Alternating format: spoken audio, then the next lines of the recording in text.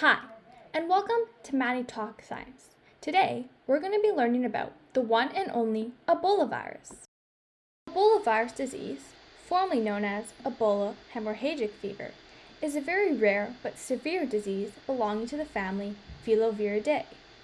The retrovirus, meaning it contains RNA instead of DNA, looks like a long worm or snake as shown here.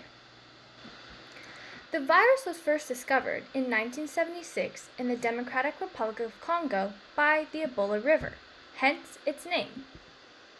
Like many other viruses, Ebola is believed to have been passed to humans by fruit bats. There are currently 6 species of Ebola virus disease, but only 4 of them are known to infect humans. Those are the following, with Zaire Ebola virus being the main strain and most deadly one. The 2 remaining strains are known to infect non-human primates such as apes and monkeys.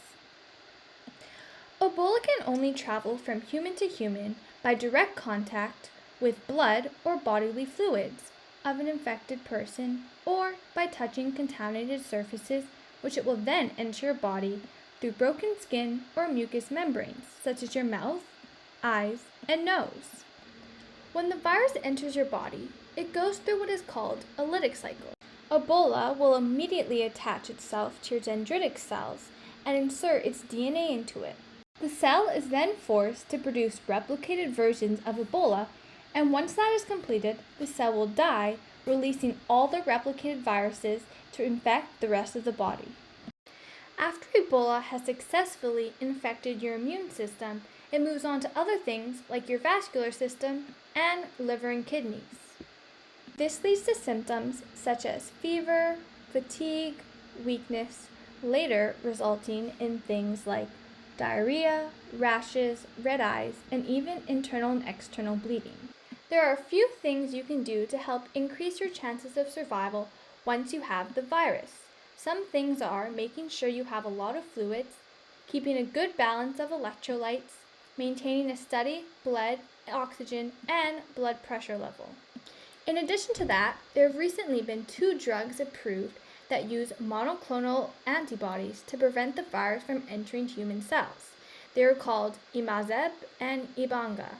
Unfortunately, your immune system cannot do much to help as it was already infected by the virus, but your body may have one last attack called the cytokine storm that, although harms the virus, harms your body as well and can lead to a faster death. The things you can do to prevent getting the virus is making sure you wash your hands extremely well and keeping your distance from anyone who may be symptomatic or be recovering from the virus. As of February 2020, the FDA has also approved a vaccine for Ebola. It is only being used in places with major outbreaks or healthcare workers traveling to help out. Ebola virus disease and SARS-CoV-2 have many similarities and differences.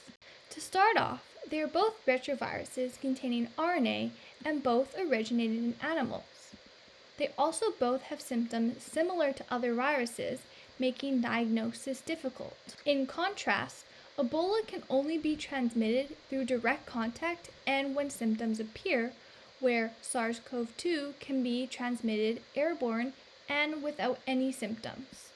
Lastly, Ebola is so deadly that it makes transmission difficult because its infected die so quickly, whereas SARS-CoV-2 has a much lower death rate, so it slowly infects lots of people. Although the Ebola virus may seem scary, it is contained to Africa, and there were less than 4,000 cases between 2018 to 2020. There have only ever been a few cases in North America, and none of those have ever been in Canada, so don't let its fatality rate of 50% scare you. Thank you for watching Maddie Talk Science, and I hope you enjoyed learning all about the Ebola virus. See you next week!